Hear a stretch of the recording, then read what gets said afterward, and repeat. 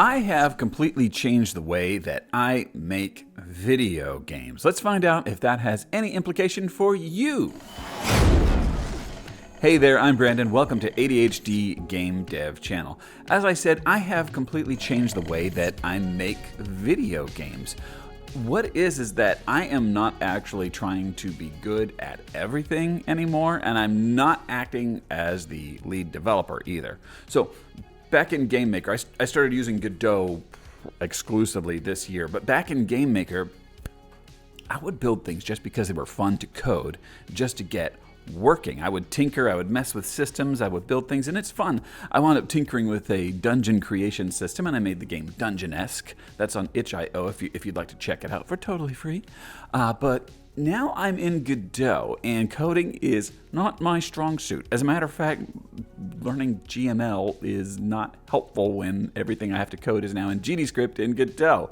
Okay, the concepts still apply, but my language skills are not going to help me anymore. So I'm in over my head. So I have to use AI tools. I have to use research for heavy lifting.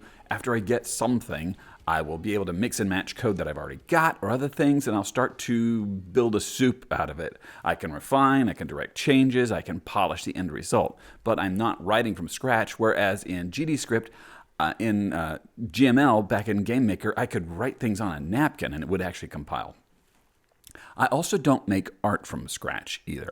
I start with paid assets, I start with free assets, I mix, I match, I adapt until it fits the world I'm creating. I'll spend a lot of time modifying a base model of a character into something new, or a new tree, or a new rock, but as often as possible, I am getting assets, tweaking them, modifying them to fit my world, and then get going. Music, that's my biggest weakness. I have to hire that one out. I'm terrible at music, and I recognize my shortcoming there, and it's my biggest budget item. I could save some budget, but I wouldn't be able to get as good of a result if I tried to do it myself. Well, I do handle myself. Everything else. There's a lot to do in making a video game. I do sound design myself because I don't mind doing that. That's fun.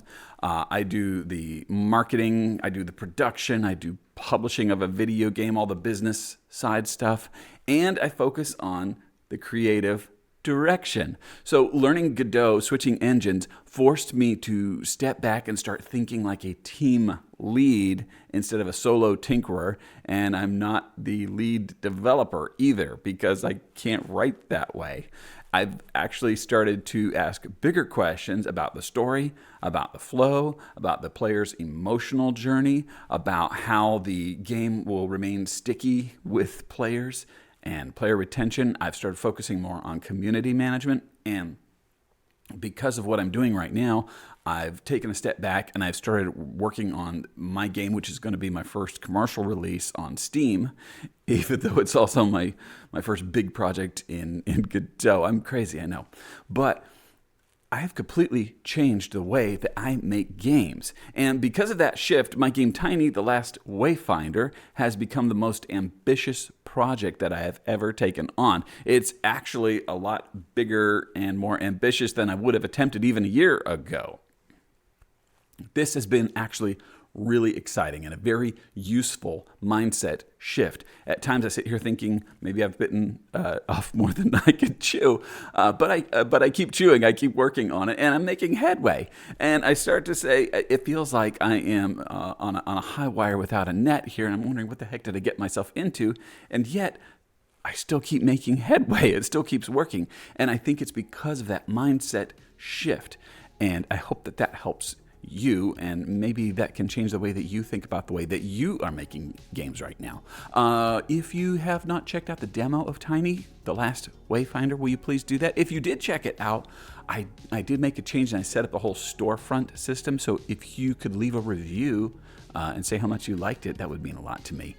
So, does this video mean anything to you? Does this video have impact for you? This is community management now. You see, I switched hats and now I'm doing community management. I'm asking you for feedback and say, I hope that you'll have a great day, and I hope that you will be awesome. See you around.